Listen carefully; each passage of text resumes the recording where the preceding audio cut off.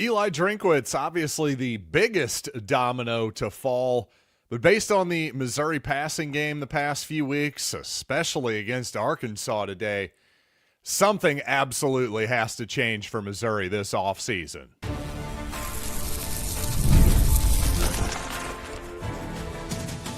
You are Locked On Mizzou, your daily podcast on the Missouri Tigers, part of the Locked On Podcast Network, your team every day.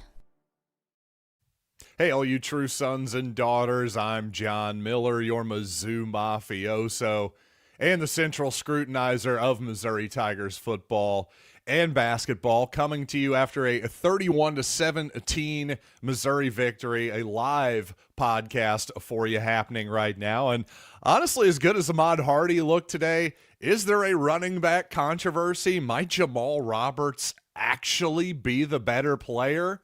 Let's talk about it later on the show. Plus, Missouri's special teams during the game went from absolutely horrific to suddenly, well, Kevin Coleman pays it off and seals the game for Missouri. But I'll just say this, obviously, in my opinion, and I think any rational Missouri fan should be happy that Eli Drinkwitz has signed a contract extension. If you want to say, why did we give him more money? It's not my money. I truly don't care. A lot of people, well, I think there are some people, I don't know about a lot, there's a portion of the Missouri fan base that maybe felt like they got held up a little bit, and I understand that. I really do. My thing is, there's a lot of things about college football in the last few years that don't really taste all that great, but yet you just chew through it anyway, because to me at this point, just hope for winning. And I think Eli Drinkwitz clearly is the guy that Missouri needed to keep him around and not go through what is clearly a very difficult coaching change when Florida is looking at John Sumrall, for example. I tried to tell Gators fans, you're going to be looking at another group of five type coach and you're going to roll the dice on it.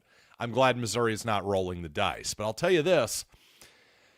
Despite the fact that I'm thrilled that Eli Drinkwitz is coming back, I am not thrilled with the state of the Missouri passing game, just like I'm sure all of you are, because I'm telling you something's got to change next season. That's all there is to it. It's been too much now at this point of Missouri just looking completely inept in the passing game. And Missouri threw for well over 300 yards in week 2 against Kansas, by the way, and certainly you can counter that and say, well, Kansas is not a good defense.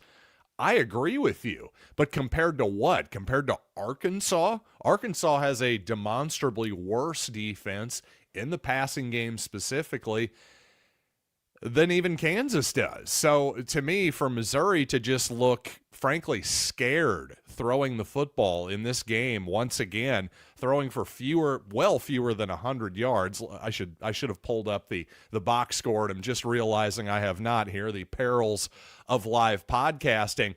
But the point here is that if Missouri clearly did not trust Bo Prabula to throw the football, how can you trust any of our quarterbacks next season, at least going into the offseason? I think it's pretty clear that Missouri has to hit the transfer portal once again at the quarterback position. I'm not saying that Prabula cannot be the starter next season. Obviously, Matt Zollers, I'm still a fan of his potential and his upside, but can we trust him to be the starter next season? I'm not so sure about that. So if you're Missouri, absolutely see what is the market at the quarterback position. And by the way, Kirby Moore, the Missouri offensive coordinator, quarterback coach, any of those positions, I think it's all fair game at this point.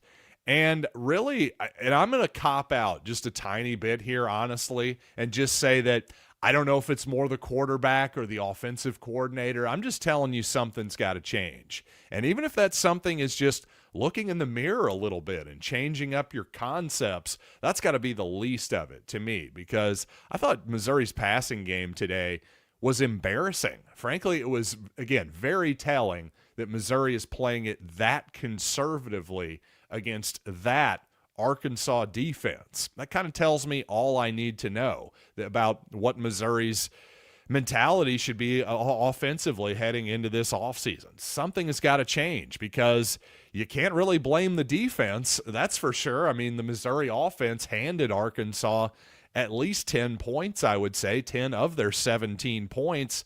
So Missouri has figured it out defensively. You can nitpick little calls by Corey Batoon here and there, fine and dandy. I'm just telling you, overall, it's been a huge win defensively, even post Blake Baker here the past 2 seasons. Everything's going seemingly just fine for Missouri on that end. By the way, speaking of this ball game, Missouri, of course, takes down Arkansas. Again, just a fantastic punt return by Kevin Coleman and the Tigers to seal it in the fourth quarter. Logan Muckey didn't even have anybody to block at the end of that play. He just got to run down and celebrate with his teammate Coleman there. But I will say, thanks to Bobby Petrino, by the way, since we're talking about the quarterback position, I thought it was a real boon for Missouri that Petrino just kept shuffling the going back from KJ Jackson to Taylon Green back and forth.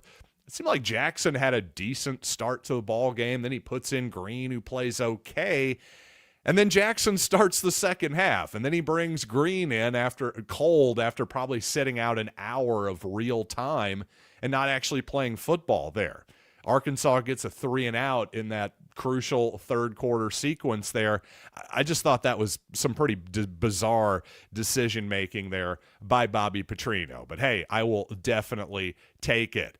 By the way, just an insane amount of penalties by Arkansas, especially in the first half. 10 penalties for 83 yards by the Hogs.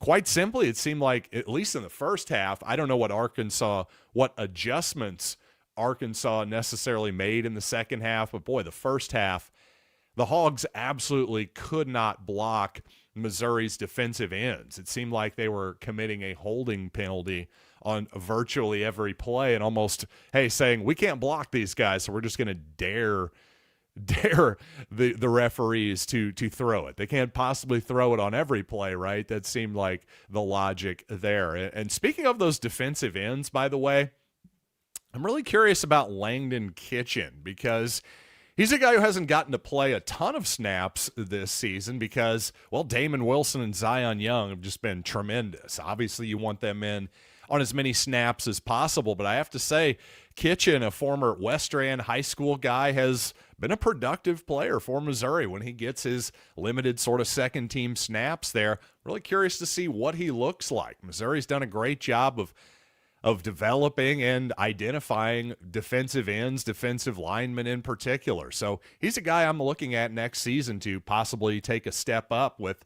Zion Young moving on for certain, and Damon Wilson, I would say, likely moving on, as I've seen him projected as a likely first-round draft choice. So, you know what? By the way, obviously a big game for the Missouri rushing attack. Once again, though, I do think you almost have a running back controversy here. Which one is actually better? Of course, Ahmad Hardy gets all of the headlines, and deservedly so.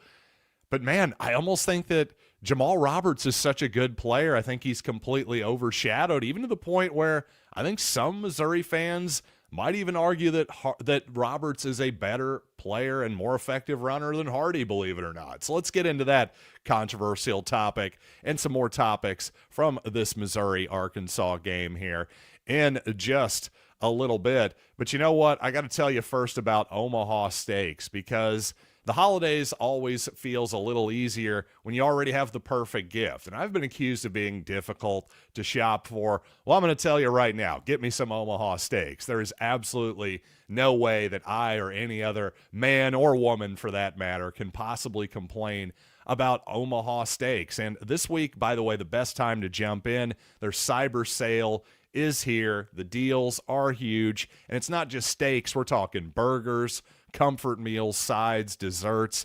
It's truly one of those gifts that fits anyone. So save big on unforgettable gifts with Omaha Steaks. Visit omahasteaks.com for 50% off site-wide and an extra 20% off select favorites during their cyber sale. For an additional 35% off, by the way, use promo code COLLEGE at checkout. That is omahasteaks.com. Promo code COLLEGE. Terms apply.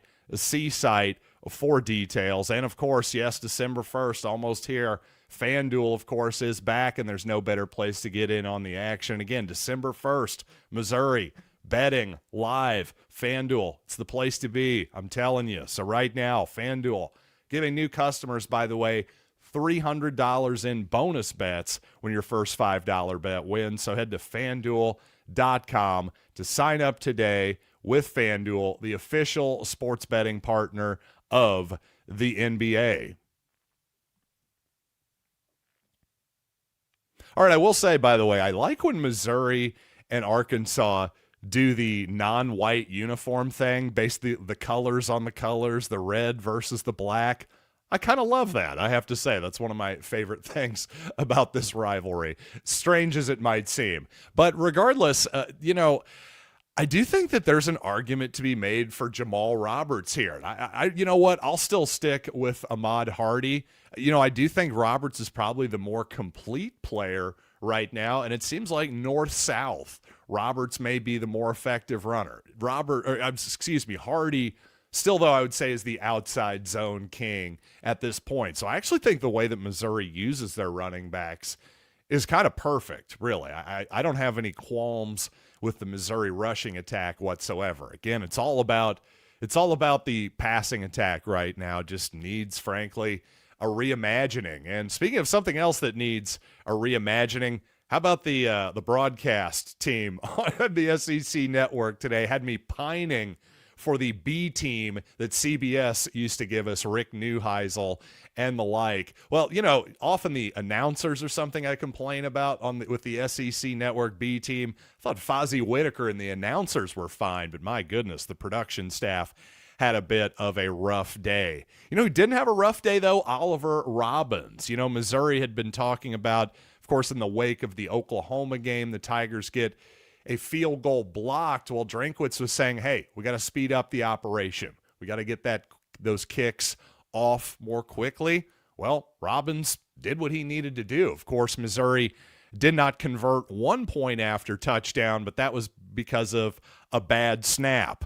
A high snap that Missouri, of course, had on a punt as well that led to points for Arkansas. And oddly enough, of course, I've had plenty of complaints about the Missouri special teams this season, but long snapping, not one of them, quite honestly. So I'll give the long snapper a pass today. It was a really, really wet ball game out there. And again, the long snapping had been solid all season. So I'm not going to lose my mind on that particular topic. And by the way, just quarterback draws galore. Not since Michael Bishop ran wild on Missouri years and years ago for the Kansas State Wildcats in Manhattan have I seen so many quarterback draws played. And again, just kind of goes back to the lack of trust that Missouri obviously lacks. And frankly, not only Prebula at the moment, but Matt Zollers too, and that doesn't mean that Zollers can't win this job next year, be a great quarterback at Missouri. See Drew Lock, who obviously Missouri didn't totally trust in 2015.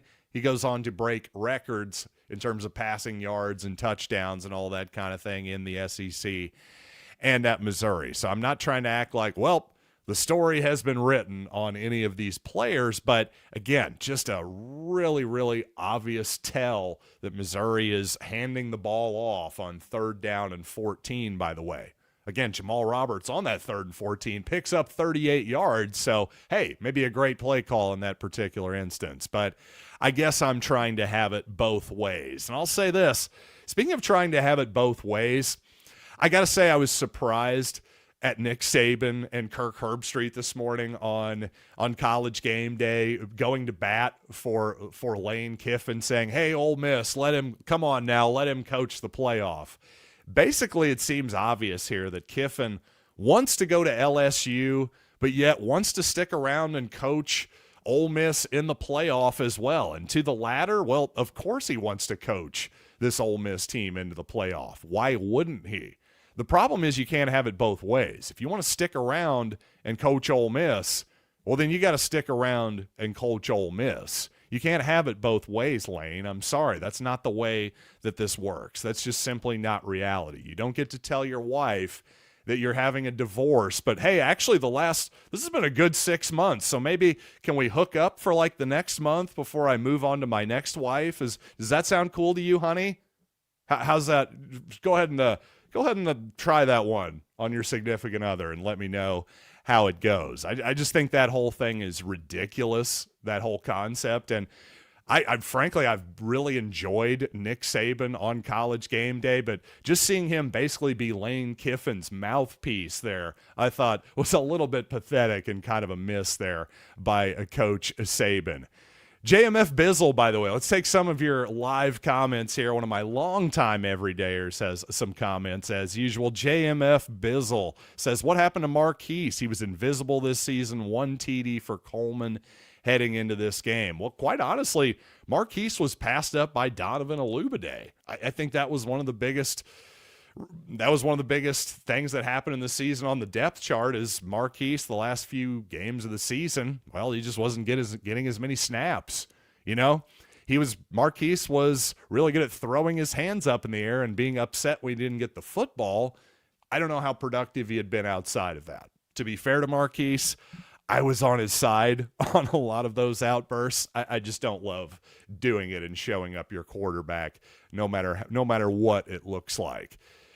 One commenter says, Prabula just can't see the field after looking at his first read and can't seem to find an open receiver, which leads to problems. He seems to be regressing as a quarterback. Well, I'm afraid it's tough for me to disagree with much of that. JMF Bizzle also says, does Horn sneak in as our quarterback next season? Honestly, your guess is as good as mine on Sam Horn. I don't know what to predict that young man is going to do. I think if I were him, I would go play Major League Baseball. The Dodgers just gave me a decent chunk of money here. The football thing just seems snake bit. It hasn't worked out. But, hey, if Sam Horn wants to come back, I think Missouri would have him back. The question is then, the quarterback situation gets kind of complicated and a little bit crowded because, like I said, I think if you're Missouri, you have to at least consider very, very strongly a quarterback in the portal. I don't think that's even a shocking hot take or anything controversial whatsoever. But, yeah, anyway, I don't know what to say about Sam Horn. You've kind of got me a little bit speechless there. Robert says, John, reporting live in Fayetteville, weather conditions were not too ideal for a road trip. Yeah, I'm glad I missed that one. Not going to lie. I was thinking about maybe making the trip. I think I made the right choice, especially to see that Missouri passing game. Scott says Prabula is a great, great kid. Can't have him as our quarterback in 2026. Sorry, Zollers or somebody else.